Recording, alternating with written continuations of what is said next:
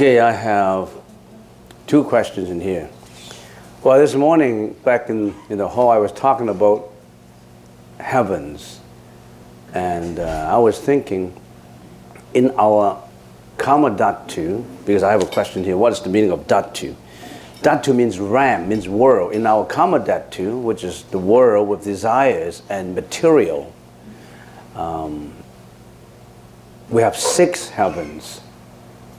And then in a higher level, the world without desire but still have materiality, there's 18 heavens. And in the much upper stratum, there's 4 heavens. So it says 28 heavens, not just one. And I still remember many years ago when we first started this temple, I was teaching in Chinese a class of grade 4 students. Chinese, grade 4 students on the Sunday school. I was teaching grade 4 students. And then I was talking to them about morality. I think everybody should be nice, courteous, polite, watch your manners. And if you don't kill, if you don't steal, then you have good morality, you have good conduct, then maybe in the future you can go to heaven. And all these boys and girls are so delighted to say, yeah, if we do good, have good conduct, we'll all go to heavens. That's good. So I explained to them how to go to heaven. If you want, of course, I can't go into details of how, about heaven. It's not the ultimate way to go. I said everybody will go to heaven if you qualify for it, because then you have good moral conduct. You're a good student, you're a good boy, you're a good girl. And then after saying all this, and I say, who wants to go to heaven? Raise your hands. So everybody raises hand. Everybody wants to go to heaven. Who wants to go down to hell? Everybody wants to go to heaven, right? Everybody raised his hand. And I saw right there in that corner, his name is, say, Johnny. I forgot his name, Johnny. He didn't raise his hand, that boy. He didn't raise his hand. And I asked again, who wants to go to heaven? He didn't raise his hand. He looked perplexed and baffled, And then I said, hey, Johnny, how come you didn't want to go to heaven? You want to go to heaven? And then Johnny said, no, my mom told me to go straight home after school.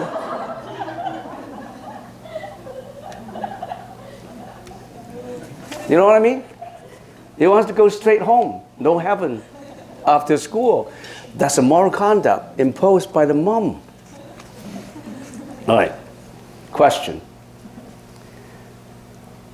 Venerable Guan Cheng, many thanks for the lectures on consciousness. I do not have words to express my gratitude. Wordless, thoughtless. Maybe you are enlightened. No words. No words is better than words. Silence is golden.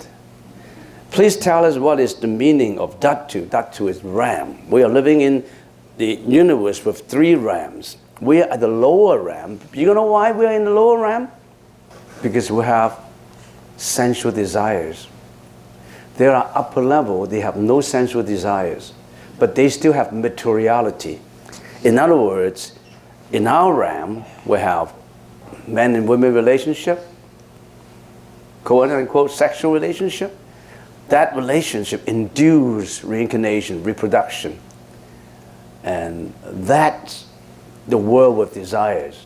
But in the higher level, the rupa dhātu, no more of those relationships. They don't live on that kind of relationship, but they still have materiality, which means that they still have protons, electrons, neutrons. They're still material, they still have a body. And when you're at the earth's top level, no more body. Only the consciousness left. The more you have, the heavier you are. You're sinking. You've got flesh and blood and all this and body and all the sensual pleasures and attachments. Then you're at a lower level. At a lighter level, at the very top level, you only have consciousness left. That's consciousness level. the higher level, the more bliss, the more happiness. What kind of happiness? I don't know. I haven't been there. I can't remember. Even if I've been there, I can't remember. But according to what the sutras told us, what the Buddha told us, they're so blissful. In other words, they have no sufferings whatsoever. They have no aging, no sickness. They don't die prematurely. So in other words, in this world, sometimes maybe die as a baby, 1 year old, 2 year old, 3 year old, a middle age, old age. In there, they enjoy millions of years of longevity. Because why? Would they bestow upon that kind of pleasure by God? No. They created their own karmic energy so that they were reborn in there by their own natural course, their own creation, not by God. And well, we're talking about dhātu now. So we're in the different realms. We're at the lower realm, and in the lower realm we have the hell realm. They don't have the hell realm. Animals realm. They don't have the animals realm. Ghost realm. They don't have the ghost realms. So they only have the sentient being realms. In this karma dhātu, we kill animals. We kill each other. Sentient beings kill each other for food, for occupation, during wars, during devastations, you name them. They kill animals for the skin, for the bones. That's why we accumulated a lot of karma. We kill each other. Not just killing animals. Humans kill humans in wars, international wars, domestic wars, genocide. In certain countries, within 3 months, they kill each other, the same race. They're not racists, they're the same race. 600,000 people got killed, their own race. Human genocide. So humans kill each other. And in the higher level, they don't do that. They only enjoy the bliss. And why did they go to that level? Is it because of God's words? No. It's because of their karmic energy. Give an example. If they were living in this world, they always observe the highest morality. They don't kill, they don't steal, they don't intoxicate, what they did is purely virtuous deeds. And when they die, they will be reborn in that world. Birds of the same feather flock together. There goes the saying. All these people who have done meritorious deeds, they all were born in there. Different levels, different karmic energy. So you are the creator of your own fate. You're creator of your own world, not God. There's so many gods. Every individual in heaven is called God. You have that God in you, the potential of being that God in you. But even that God, you have to discard it. No more attachment to God concept.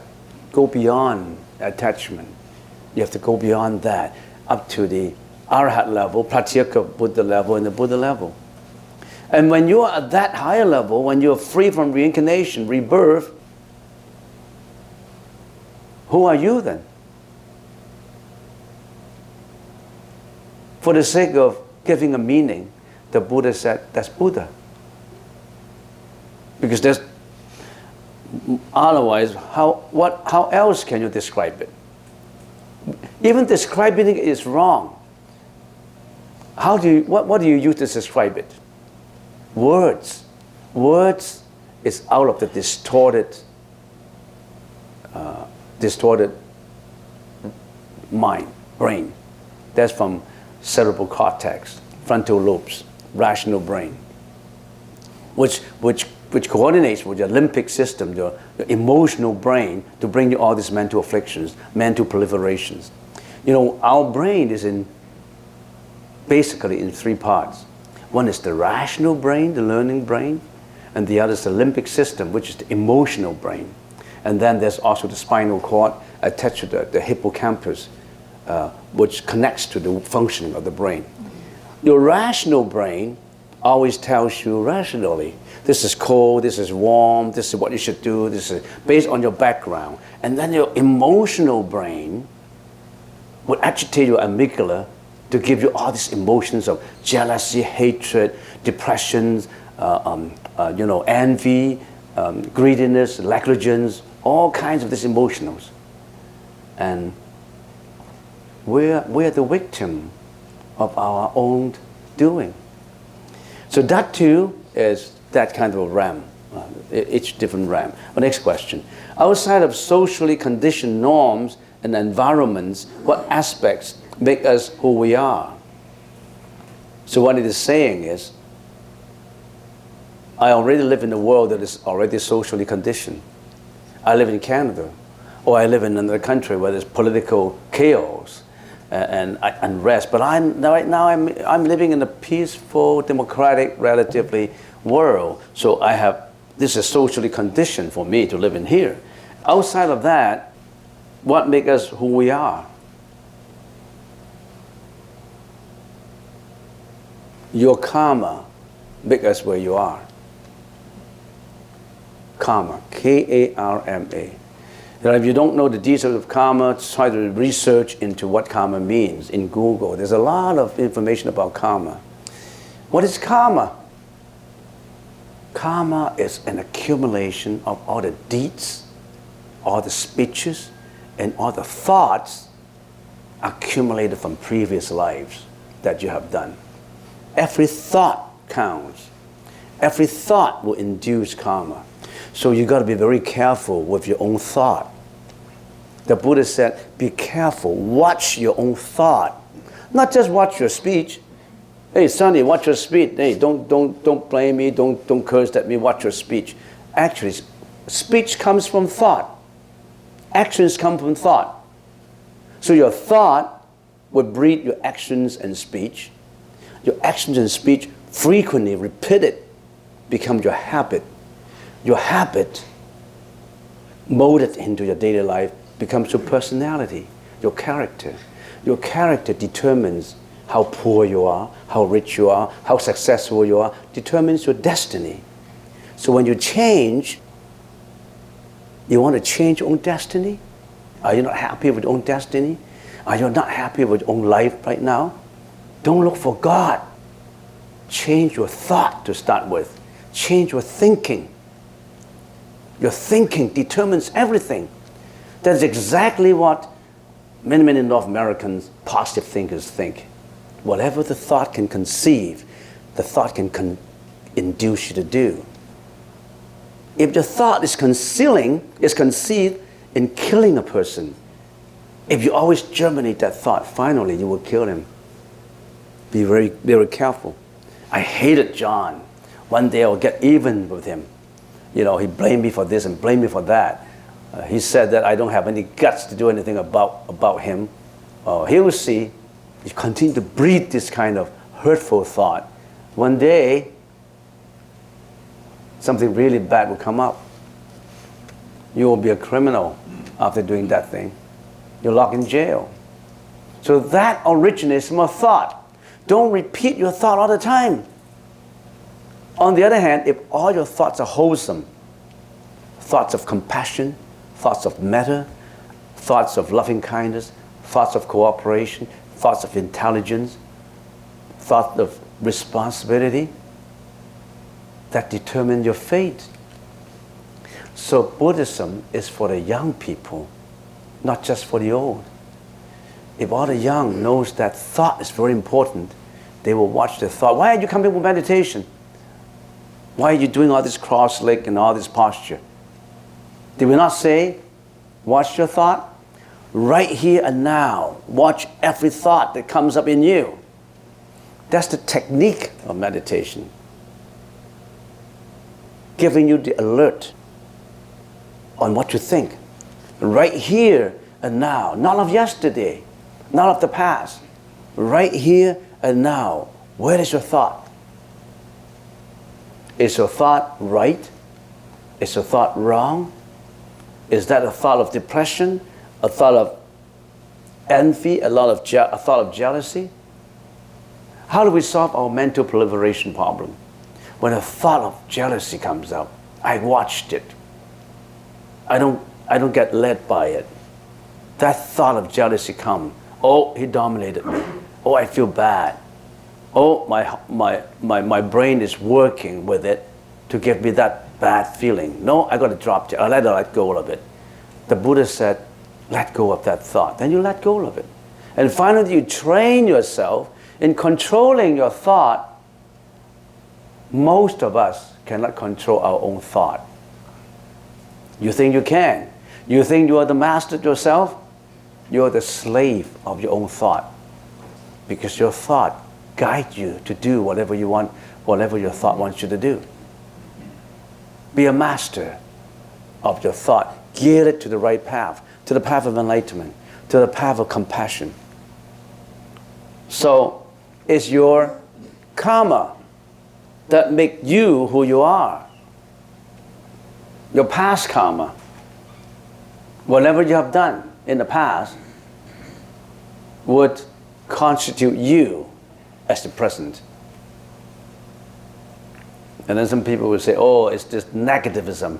There's negative that is pessimistic, and Buddhism is about, oh, I can't change, I'll suffer for my own karma. That's not fair. I don't know my past life, and how come I have to suffer? You are your past life. You owe some people some money yesterday, and he asked you for repayment. He said, that's not fair. I didn't owe you anything today. I only owe you yesterday. Can you say that? You incur your own liability. You write your own lease saying that you owe that much money. You wrote the promissory note yourself 6 years ago, and they say, that only belongs to 6 years ago when I wrote it. I don't recognize it today. Can you do that? The judge would say, you're crazy. Judge, I signed that promissory note 6 years ago. That's a history. We don't go back to history.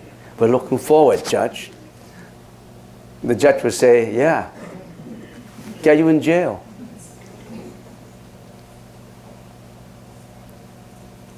You know why I prefer people to write out these questions instead of raising their hands? I gave a big lecture, many lectures of 1,000 people in Hong Kong, of course in Chinese. And then I didn't have the habit of having people to write out these slips of paper. I just say, raise your hands and you can ask the question. I got into problem. Because there are a few guys, you know what? They like to talk. They raise their hand and then they say, okay, this is what I think, this is what I think. They talk for 15 minutes. And then I said, what's your question? And then okay, my question is this. And then I don't even understand the question. And then I tried to answer it. I didn't give a good answer, of course, because I didn't understand what he was talking about. He just liked to talk and relate his experiences and talk about various things. And then he said, okay, then my question is, I forgot what he's talking about for 15 minutes. And then another person get up again and say, okay, my question is like this. I met someone and he talked for another 10 minutes. And then he asked, why is it like that? I don't know how to answer. And also, when I gave an answer to him, he was dissatisfied and kept on arguing. Oh, make the atmosphere terribly bad. So next time, he's going to write down his question on a piece of paper, because if he write it down, he would do some rationalization in his mind as to what to write. He won't write 10 pages of his experiences, and then finally, my question is, he won't do that. He would just simplify into one question. So that's the technique of answering Q&A. Answering Q&A. However, I answer every question of Q&A. I never skip any questions. And all my answers are impromptu. I never seen these questions before. And sometimes when I give an answers, I tend to wander very, very far away. I would be talking about the moon, the stars, and Hong Kong, and all that. You know why? Because I was told when I was doing presentation by the professor that if you're in Q&A and if you can't answer any questions, use the technique of association. In other words, when you talk about the river, I can refer to the star. When you talk about rain, I can say the rain is because of this evaporation from the sea, and then it gets up to the sky, and because of this atmospheric changes, I can talk for hours just on rain because of association. So sometimes I got off track. All right, any more questions? Will I get off track by the question? Okay, yeah. I can't hear you. How can you be sure of your thoughts or actions being correct? How can I be sure of my action being correct? Yeah, thoughts or actions being like moral. When yeah. laws are always changing. Oh, you mean, yeah, different countries have different moral standards, different moral codes. Yeah, you cannot be sure because every country is different.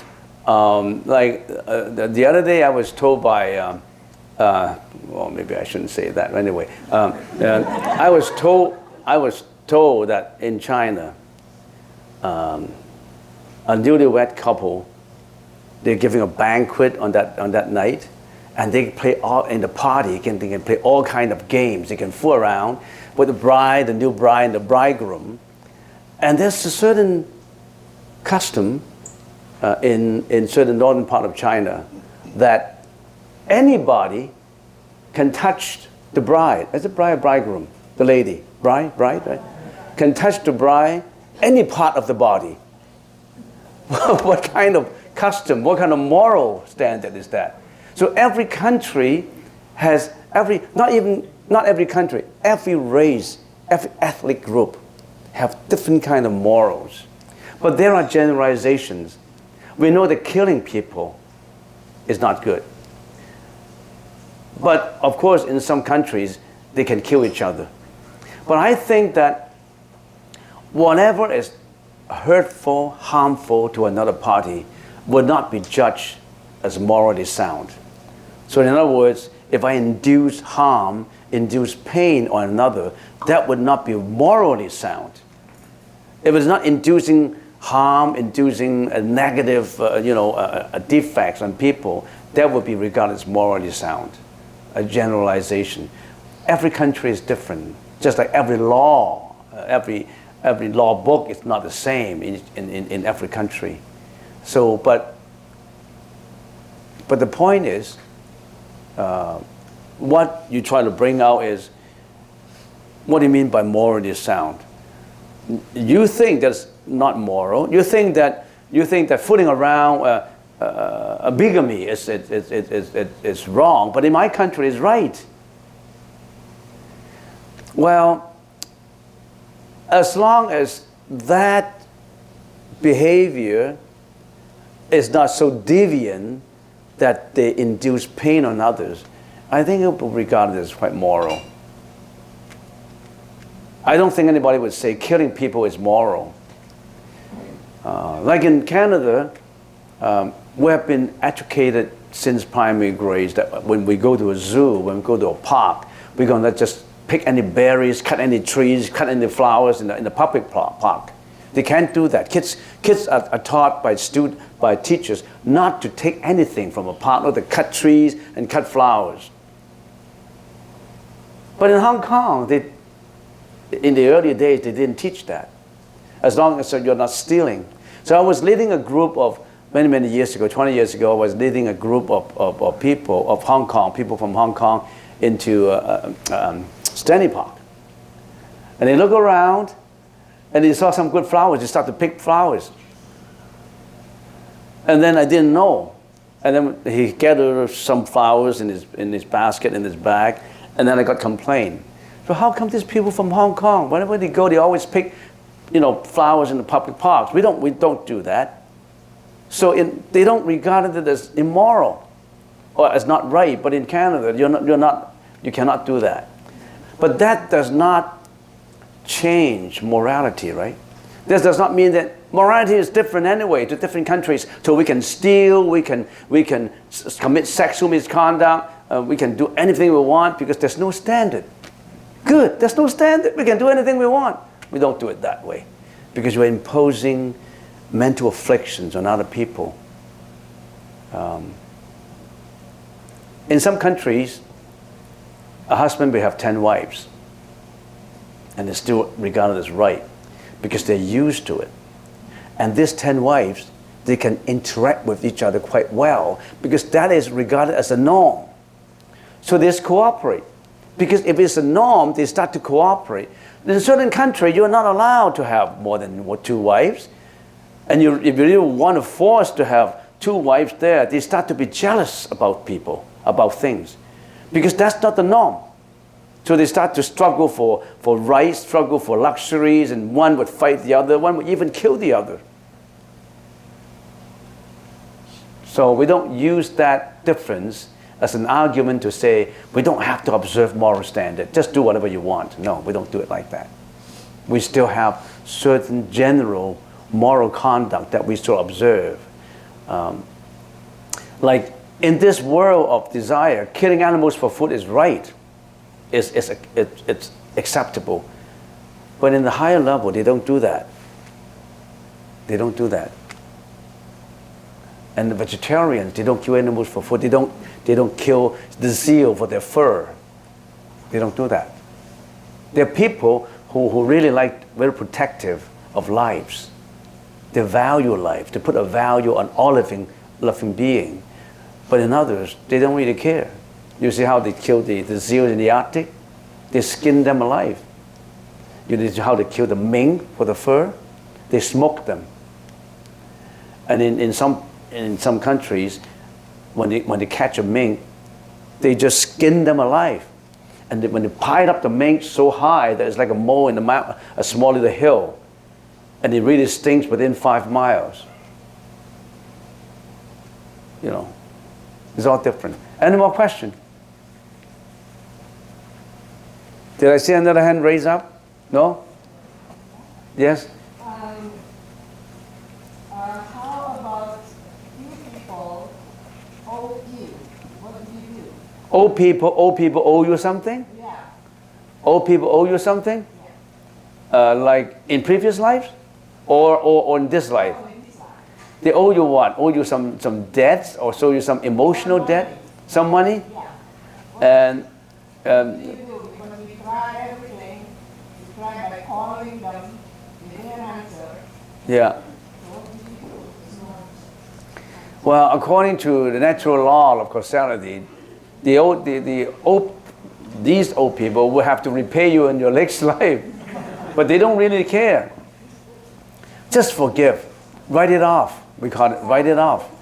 Yeah, write it off as a forgivable loan. You know, forgivable loan in accounting? It's forgivable loan. Forgive it. Yeah. I owe them people. Huh? But you don't say that you're going to repay me in your next life. Call up and leave a note, leave a WhatsApp saying, if you don't pay me this life, Reverend Guan Cheng said you're going to pay me in the next life. And then he said, who is this Reverend Guan Cheng? No, just forget it. Forgive it.